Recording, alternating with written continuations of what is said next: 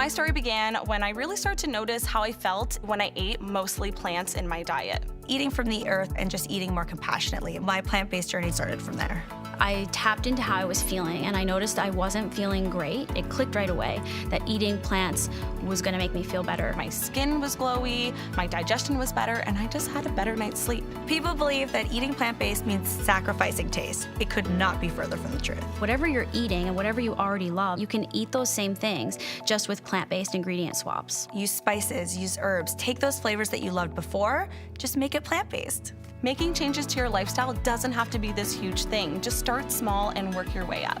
It's healthy, it's delicious, and it does not have to be hard. I eat everything I want to eat. I eat tacos, I eat burgers, I eat pizza, and it's all plant-based, and I actually feel great. So if you're ready to add plant-based meals to your week, try Yves. Delicious plant-based eating for all.